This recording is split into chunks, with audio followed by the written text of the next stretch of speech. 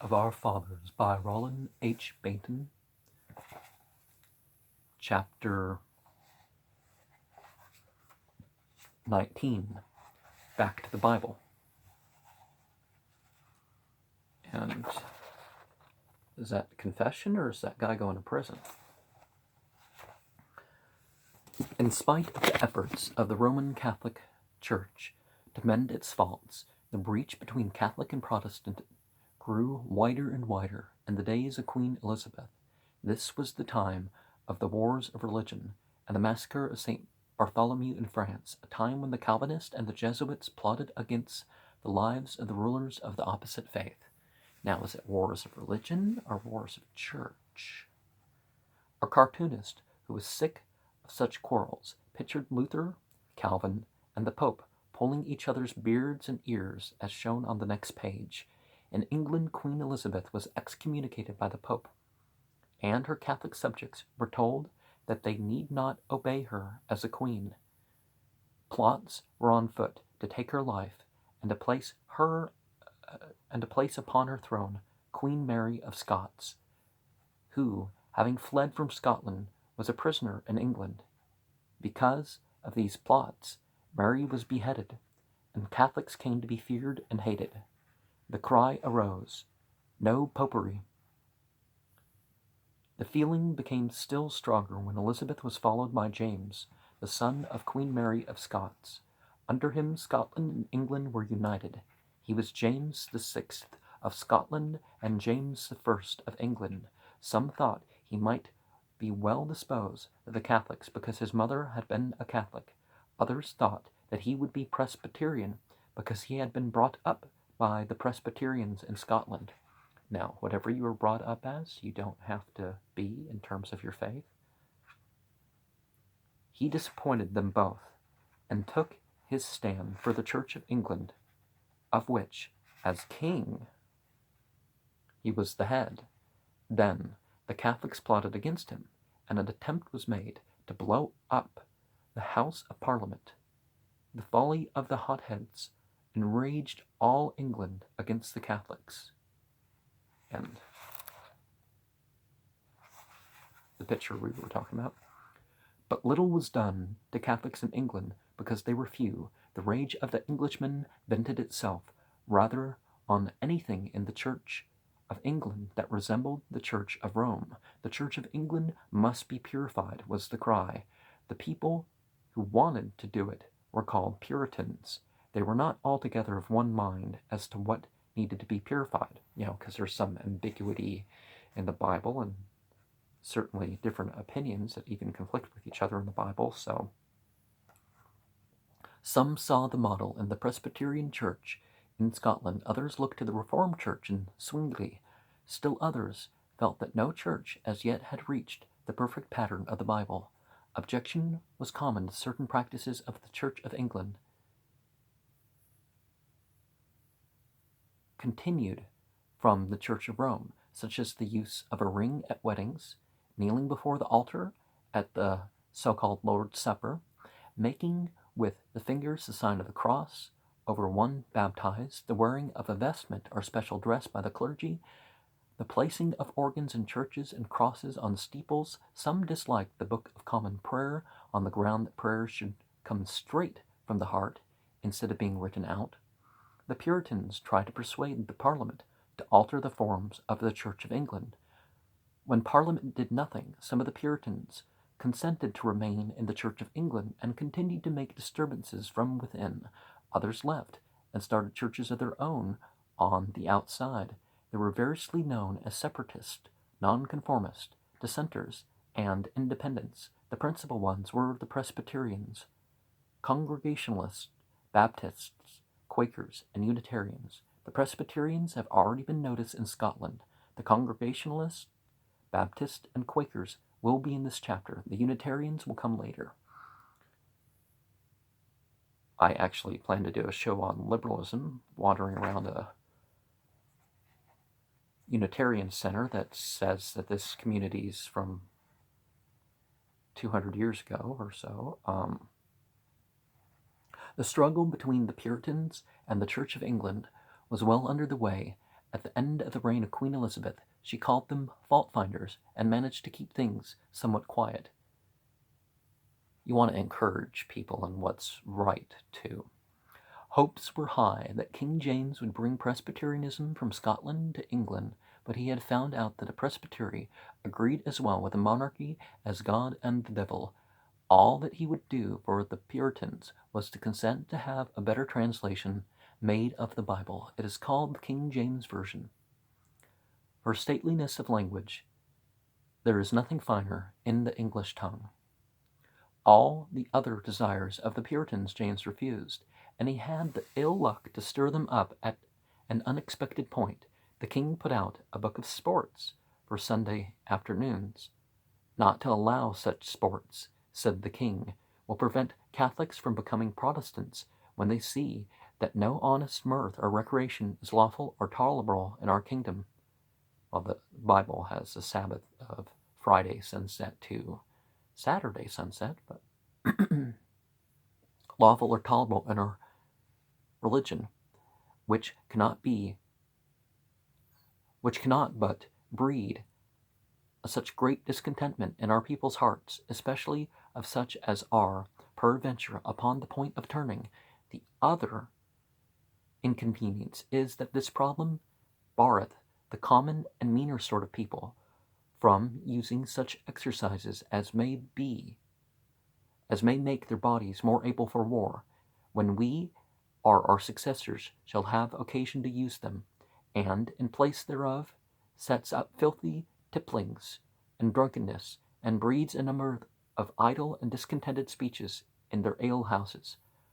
For when shall the common people have to leave to exercise, if not upon the Sundays and holy days, seeing they must apply their labor and win their living in all working days? Now,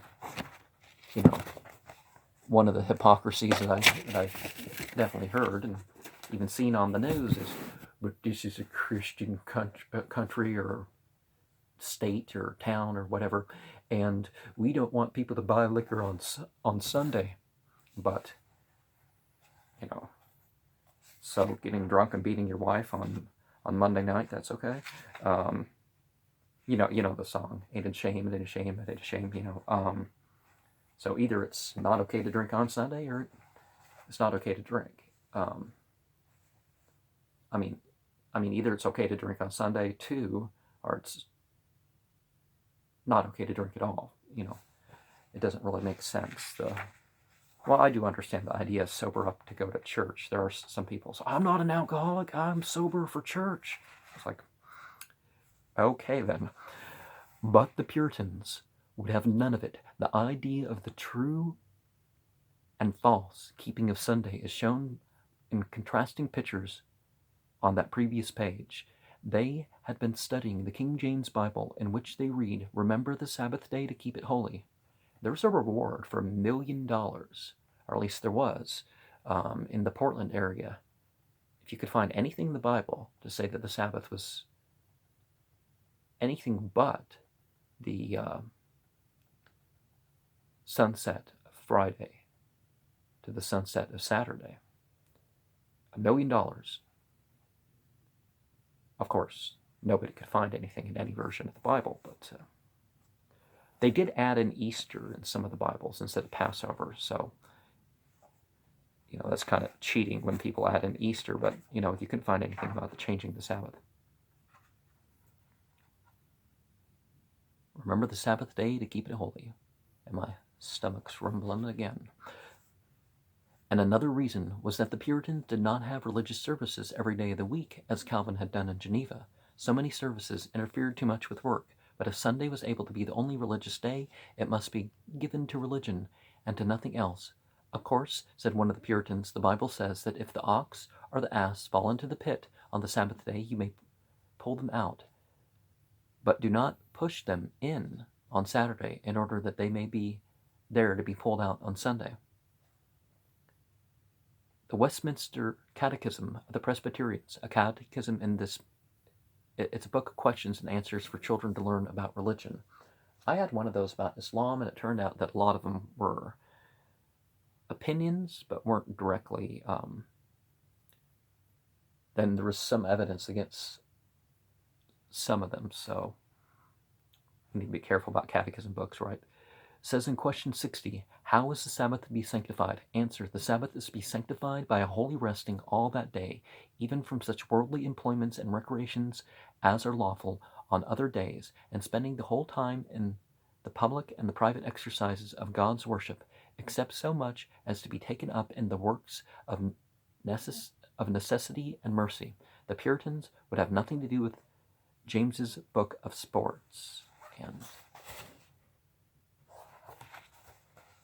Charles I, the son of James, angered the Puritans by his program, and even more because he used the sword to enforce it. They told him that he must drop the sword if he would keep the scepter, but he was unwise enough to put out a new printing of the Book of Sports. He irritated the Puritans still more by marrying a French princess who was a Catholic. The sectarianness is, something to be careful of. The Puritans grew even more extreme. Some objected to Christmas because it ends in Mass, which is nothing more or less than the Roman Catholic Mass. Yeah, Easter and Christmas weren't actually in the Bible, and neither was Halloween, but there were Catholic ceremonies to compete with other things going on. Observance of Christmas among the dissenters disappeared for about 200 years. Then the prayer book and the dress of the clergy became more and more objects of attack. The brunt of the blows fell upon the Archbishop Laud. He was willing to let people believe much as they liked, provided they would worship and dress in the same way in church, which was actually the case of most of Christendom, is that it took a while that people only did the Christian thing, but everybody had to do the other, so it doesn't really... So there's good reason to think that a lot of areas were not Christian majorities for quite a while. St. Patrick did not convert everybody in the land, and various other stories like that. Since the church was the Church of England, all England must pray in the same way, and all England meant Scotland too, since the countries had been united under James, but the Scots were Presbyterians. When Laud persuaded Charles to command the use of the prayer book in the Scottish churches, and when a minister did use it in Edinburgh, I think that's how you're supposed to pronounce it, a woman in the audience flung her stool at his head. Worse than that happened to heads in England. 3 Puritans, for their hot words against Laud, lost their ears. Many heads were put behind bars, like those at the beginning of the chapter. Okay, it wasn't a confession. Laud, in turn, lost his head. Here is a Puritan cartoon which shows him standing on the Tower of London, looking down at the gallows awaiting him. Yeah, you live by intolerance. Don't expect to not have it return on you, even if you are in power. War broke out. The Scots joined with the English Parliament against the King Charles. Oliver Cromwell took the lead. The king was beheaded. Cromwell became Lord Protector. The Puritans in power stopped the use of the prayer book. The Westminster Assembly met and drew up the Westminster Confession of Faith and the Westminster Catechism used by the Presbyterian Church. The Book of Sports was burned, and in cathedrals the stained glass windows having pictures of Roman Catholic saints were smashed. One Puritan tells how he took a 50-foot ladder in the Canterbury Cathedral, and, climbing up with a hammer, sent St. Thomas a Becket, glassy bones scattering to the ground. Worst of all, the Catholics were persecuted in Ireland. The English wearied of Puritan extremes, and after Cromwell welcomed King Charles II and the Church of England. One of the things that we do find is the iconoclasm is explicitly mentioned in the Bible, so as long as the Bible is considered somewhat of an authority, the destroying of things like that is going to be an ever threat, right? Or even the breaking into other people's houses of worship that don't have those things. It's always going to be a threat when people can turn to the Bible with unquestioned authority. Then severe measures were taken against nonconformists. Charles II was followed by his brother James II, a Roman Catholic. The English put him out and called over from Holland William and Mary. This was in 1689. An edict of tolerance granted freedom of religion to all groups except the Catholics. The laws against them lasted until 1829, and petty annoyances of the dissenters lasted until the beginning of the present century. During the time of the turmoil arose the dissenters such as the Congregationalists, Baptists, and Quakers. The Congregationalists were founded by a man named Robert Brown. For that reason they were called Brownist, but they did not like the name because Brown, after being in prison 32 times, grew tired and went back to the Church of England. In his congregational days, he complained of the majority of the Puritans because they stayed in the Church of England and waited for Parliament to start a reform. Brown wrote a booklet called A Treatise of Reformation without tarrying for any. The Congregationalists began worshipping in their own way in the field. Spies would watch them and report to the government. Congregationalists went even further than other Puritans in getting away from everything Roman Catholic. Some claimed that cathedrals where the Mass had once been observed were temples of the Antichrist, and barns would do just as well for churches. Some said that the pulpits were nothing but tubs. Their opponents pictured them preaching in tubs. Crosses on churches and bells and organs also must go. Well, there's biblical reason against musical instruments, and it's clearer in other traditions, but it's not as strict in those traditions where it's clearer, which is an interesting thing. Strict as in, punishing people to certain degrees and that sort of thing. Just talking to people, hey, this is not the place for the ringing of bells and all that sort of stuff. That means your phones, too. One man even objected to hymn books on the ground that singing should be from the heart and not from a book. Well, how do we get the words to sing together if not books first? Group ritual can be both too, but obligations, pick someone who knows it and who knows more. After a while, these extreme points were forgotten. Bells and organs and pulpits and cathedrals come back, but not crosses on steeples. So, some people in a field, perhaps a religious service of some sort. Of course, not all these points are very important. The essential congregational teaching was that the church should be governed not by bishops or presbyteries, but by congregations.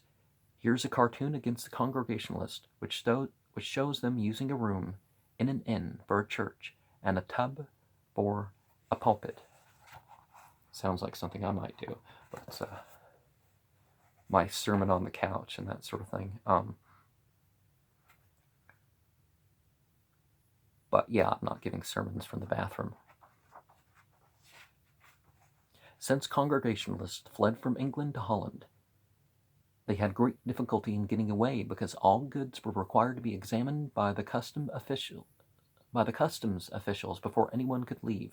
The fugitives were afraid to let the officers know they were leaving for fear of being put in jail. Instead, they tried to slip away and take passage with a Dutch captain. The men walked overland to the meeting place. Rowboats took the goods and the women and children along the coast. By the time they reached the Dutch ship, the women and children were already seasick, but the men, having walked, were all right. The captain decided to let the women have a little rest on shore and to take on the men first. They had just done so when the customs officers appeared over the hills, whereupon the captain sailed off with the men, leaving the women and children. They were taken by the officers from court to court, and only with great difficulty and in little parties were able in the end to join their husbands and fathers in Holland. There, the English learned to know the Mennonites, who taught that babies should not be baptized. Some of the English came to agree with them. In this way, the English Baptist Church was founded. Halloweiss, the leader, later returned to England and there spread Baptist teachings. In other respects, the Baptists agreed with the Congregationalists. The Baptists were the first to state, in their belief, that men should not be forced to worship contrary to conscience. Well, perhaps the first Christian group that was saying that. So that's not entirely a biblical position, but it's good that they took it. Men should be able to choose their religion themselves, seeing that they only must stand themselves before the judgment seat of God to answer for themselves. So biblical logic, and my stomach's growling at the thought or something. One of the great Baptists of Charles II's day was John Bunyan. As a young man, he had played games on Sunday afternoon. He was worried because he knew the Puritan teaching. In the midst of a game, he thought to himself, "Will you stop and be saved, or will you go on and be damned?" Then he thought that, since he was damned anyways, he might as well finish the game. In his Country Rhymes for Children, he wrote, well, the best thing is if you realize that you're doing something wrong, or consider yourself to be doing something wrong, maybe you stop midway. At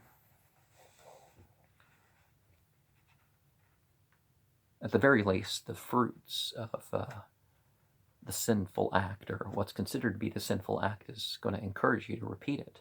So if you stop, that helps with that process.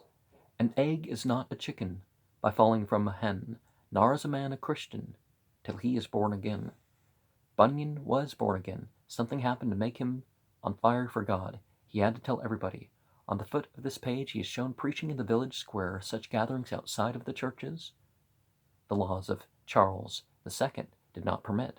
Bunyan was thrown in jail and threatened with being sent out of the country and being hanged if he came back. The officer named Cobb was a friendly man and came to a prison and tried to persuade Bunyan to change his mind.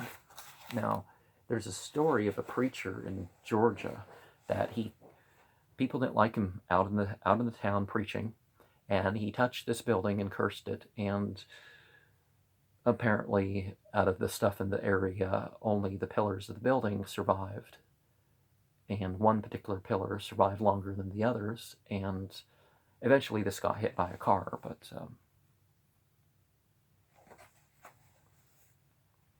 officer named Cobb was a friendly man who came to the prison and tried to persuade Bunyan to change his mind. "Why cannot you give up public meetings?" asked Cobb. "The law does not stop you from talking to people one by one." "If I may talk to one, why not two?" asked Bunyan. "And if to two, why not three? And if to three, why not four? And we shall soon have a meeting. If they send you to Constantinople, you won't be able to preach to anybody," Cobb reminded him, and then went on to tell him that he should obey the government as Paul said. "Yes," answered Bunyan, "but Paul was put in prison. There is more than one way to obey. We can obey by doing everything we are told, and we can obey by refusing and suffering what is done to us." Well, let me distinguish between suffering and going through the hardship. But doing what's right is not always the same thing as doing what's legal. Let's not pretend that that's the case. At this, writes Bunyan, Cobb sat and said no more. I thanked him for his civil and meek discourse with me, and so we parted, on that we might meet in heaven. Bunyan lay in prison, and as he lay he dreamt a dream. He dreamed a dream. The dream was The Pilgrim's Progress, the book most widely read by children in early America. In this book is a song with some changes, has been made into a hymn. The words, as Bunyan wrote them, are these. Who would true valor see, let him come hither. One here will consent be, come wind, come weather. There's no discouragement shall make him one relent his first avowed intent to be a pilgrim. Whoso beset him round with dismissal stories do but themselves confound. His strength the more is, no lion can him fright. He'll win with a giant fight, but he will have a right to be a pilgrim. The Quakers, our Society of Friends, were started by George Fox, and wasn't George Fox were the Quakers part of what influenced the guy to write this book? Like the Puritans, he wished to strip away everything not found in the Bible. Our names for the days and the months come mostly from the names of what are considered to be heathen gods. March from Mars, the Roman god of war. Well, Wednesday from the Norse god Woden, Woden's Day. Well, actually, Woden is the name. If Woden means the wise, why can't God be the wise? You don't have to see the personification of a lot of these, but anyways. And Saturday from Saturn, whom the Romans thought was a god. Sunday and Monday are more harmless because they're not from God, but from the sun and the moon. But honestly, Saturn and the various other planets were named after things that people worshipped, so that argument doesn't quite fly in that regard.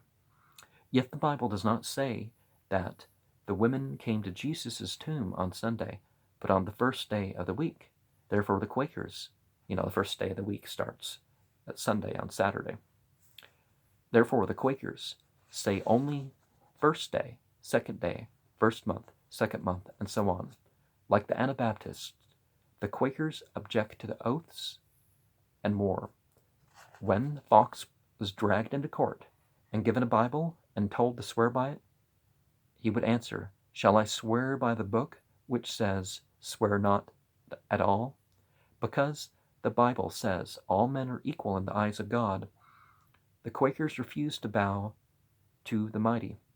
Fox would not take off his hat before kings and judges, and when asked where he could find a Bible text for this, answered Shadrach, Meshach, and Abednego. Abednego means servant of Lucifer, so basically they were calling Daniel a Lucifer, which was a title.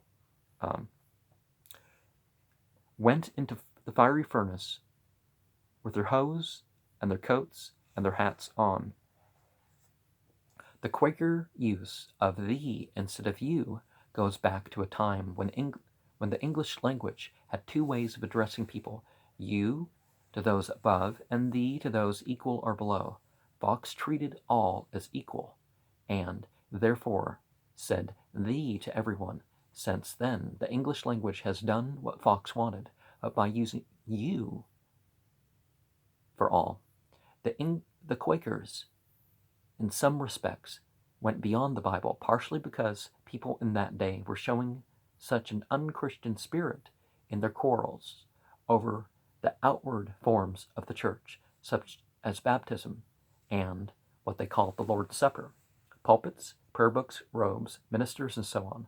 Fox said that since Christianity is a religion by the Spirit, one can be a Christian without any of these. And actually, you can't follow the Spirit if you disobey the outward form of the law by anything except accident, and you make mistakes and then maybe you come back. But